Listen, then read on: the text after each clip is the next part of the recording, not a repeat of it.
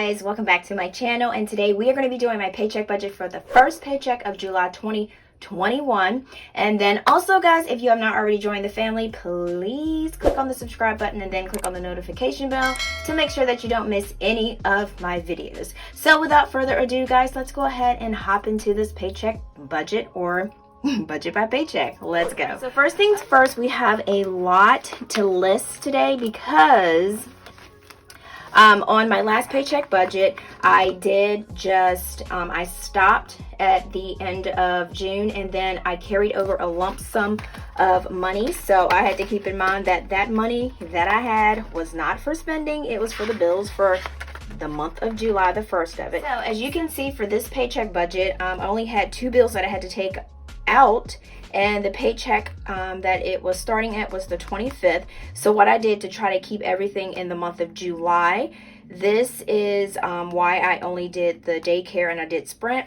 And then by the time I did all of my cash envelopes for spending, and then I did my sinking funds, and then I did my savings and my debt payoff, I had a large amount in there, $974.31. So that stayed in my checking account.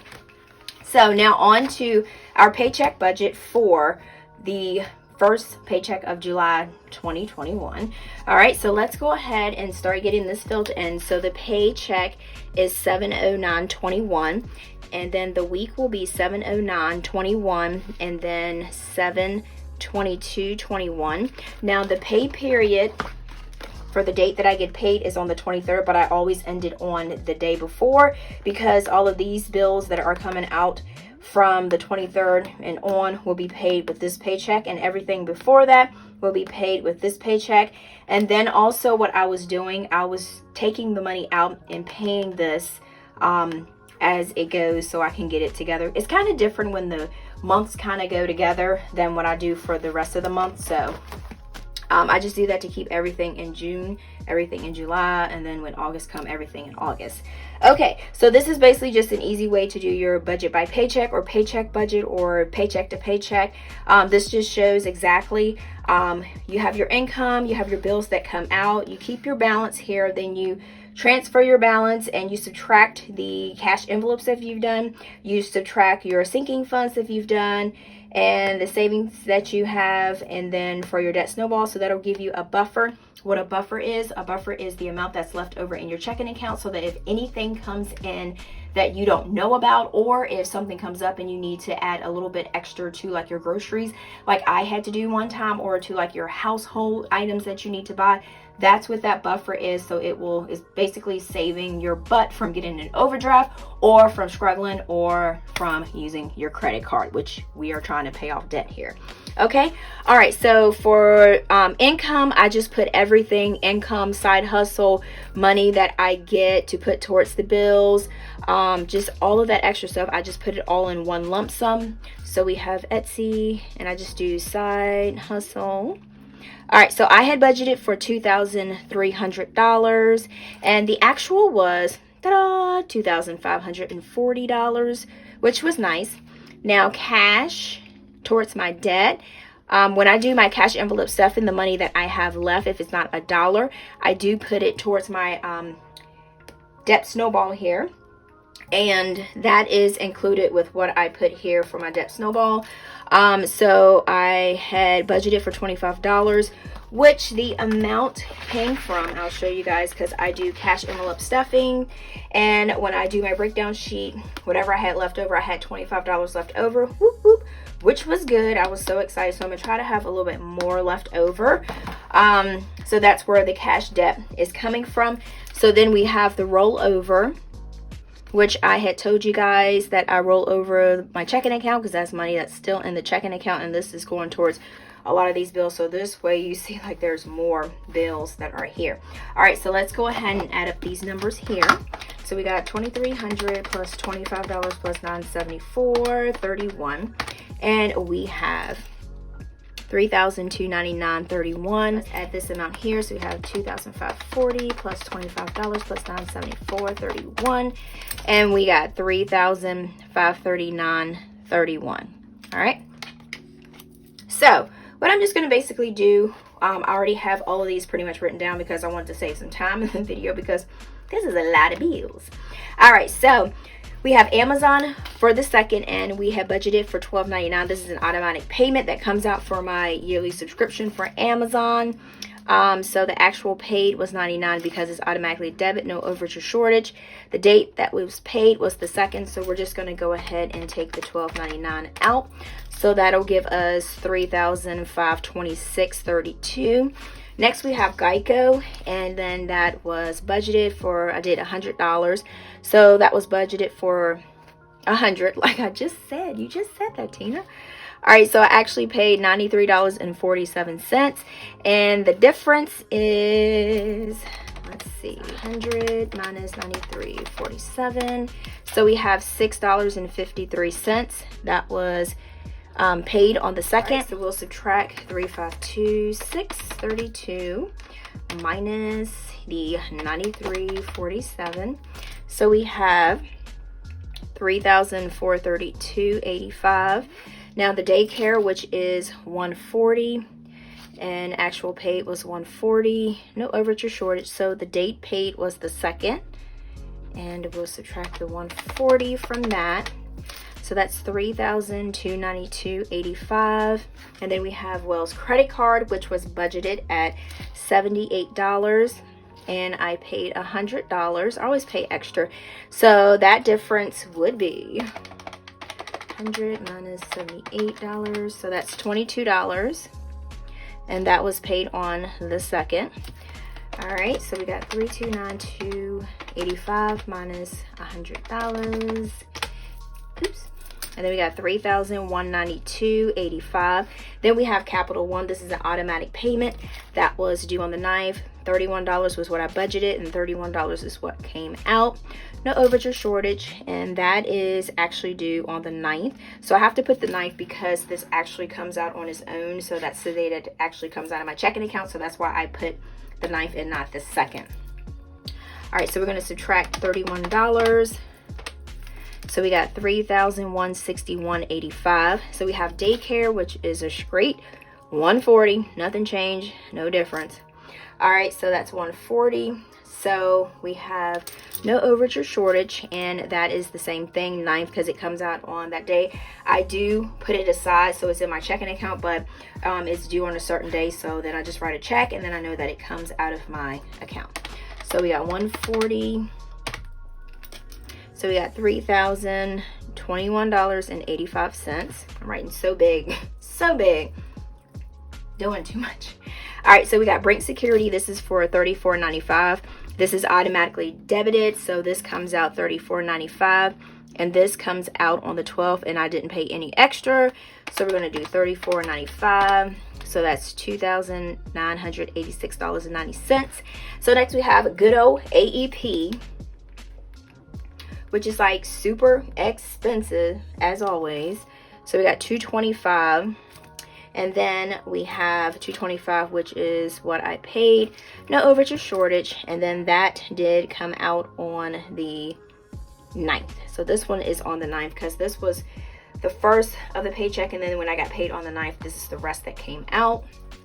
So we're gonna do $225, so that's $2,761.90. I couldn't say that 60. I was like, couldn't say it. Okay, so Netflix, which is $13.99, and this is an automatic payment that comes out. It doesn't come out of my checking account, as I told you guys. I wanted to try the thing to boost your credit, and what it does is you put something small on a credit card that you don't have a balance on. So I have this going on my Capital One credit card that I paid off a while ago. So I just have the $13.99 that's coming out of it. After it sits for maybe a week or two, I make sure I pay it before the statement date to let it register and hit the credit bureaus. What I do is I just take and pay it off, and I do see my score going up. It's crazy. You can see the points. It's nuts how that works. And it's just paid off full every month, and I just put $13.99 on there. So this is the 14th that it comes out. It's automatic payment. So we're going to do $13.99, and I am, like I said, I am adding it to my paycheck budget because this money is going to be paying my Capital One credit card. So that's how that's going to work. Okay, so next we have Target, and Target is $60 and paid $60, no overage or shortage. And for Target, that came out on the 9th. So we're going to do $60. So that's $2,687.91. So next we have mortgage. That is $468.44.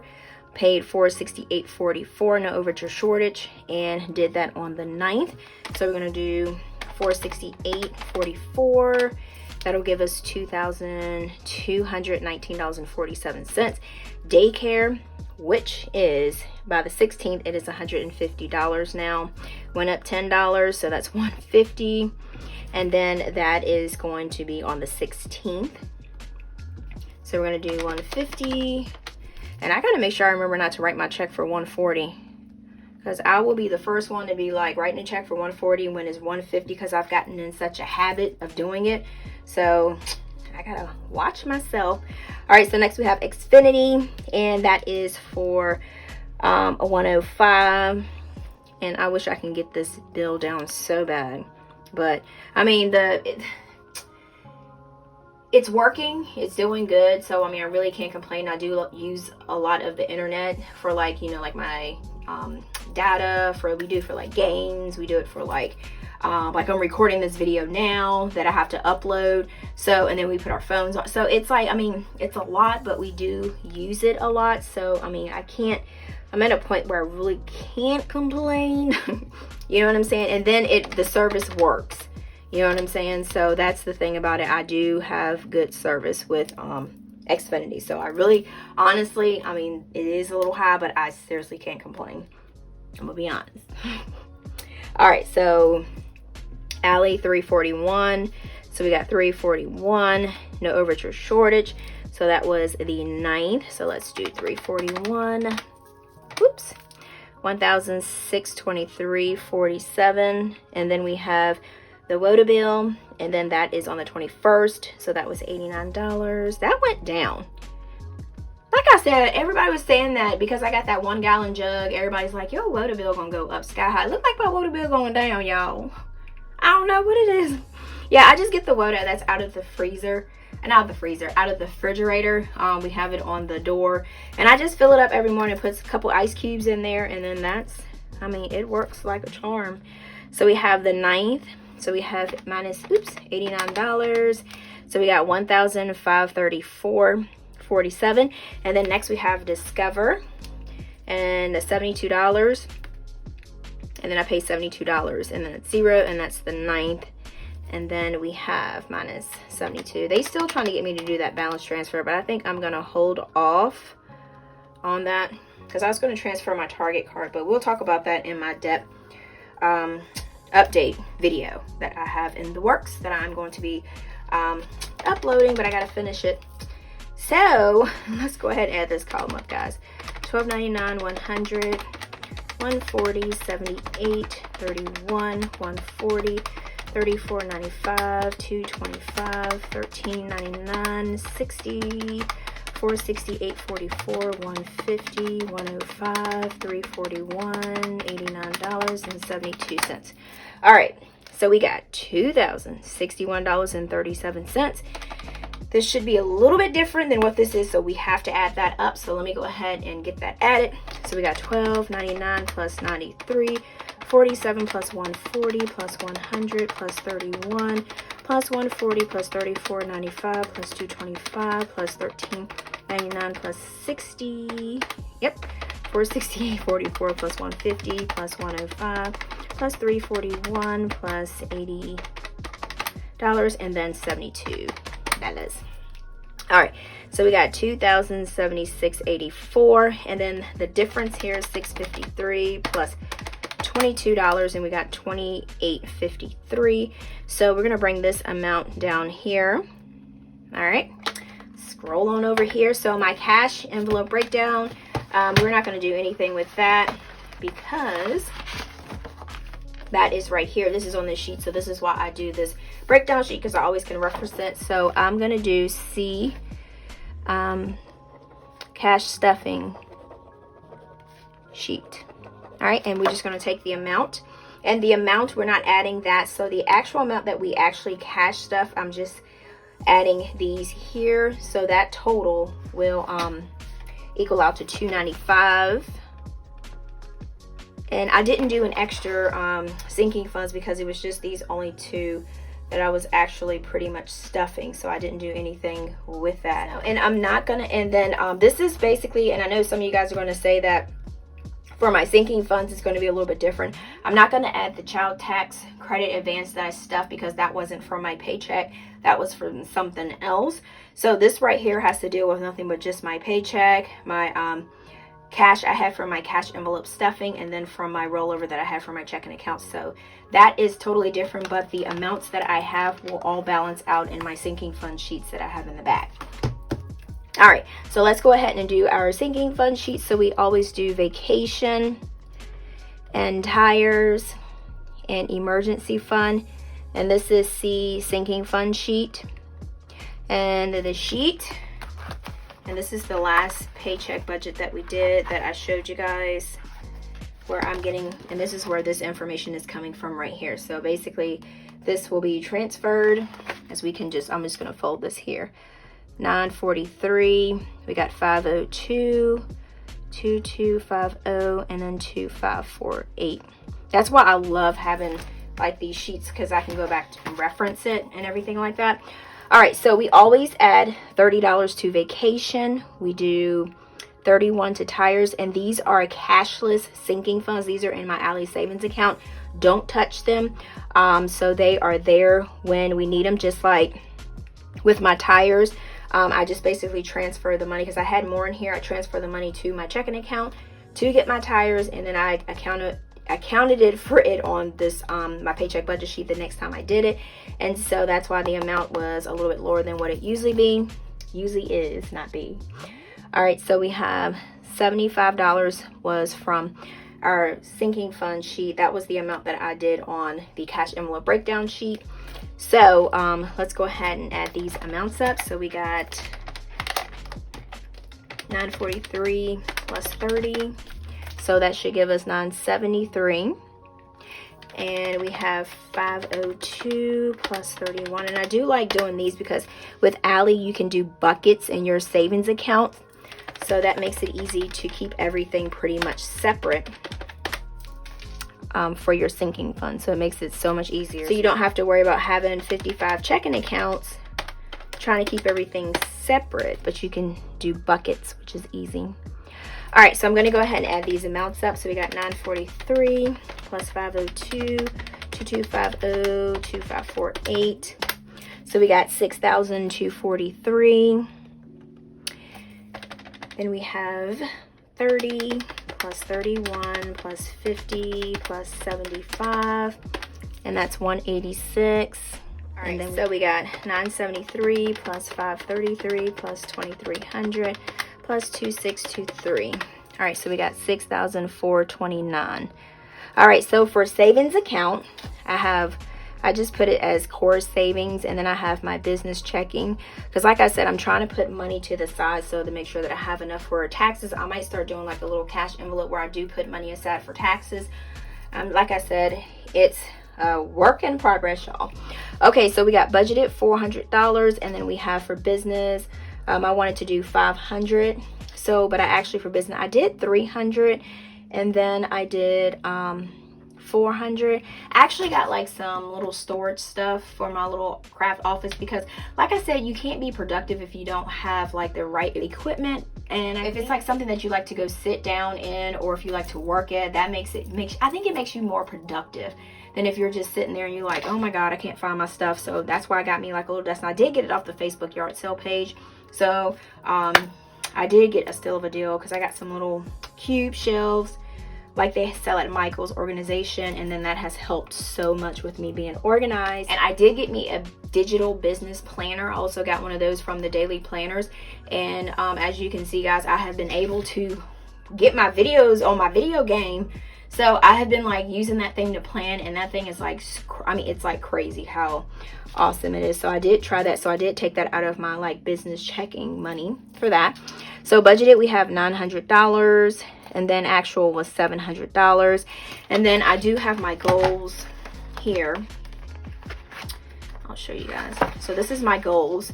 I don't know why I'm bending my pages, but these are my goals for savings. I want to do $600 a month, and then for my business checking, I want to do $700 a month, total of $1,300.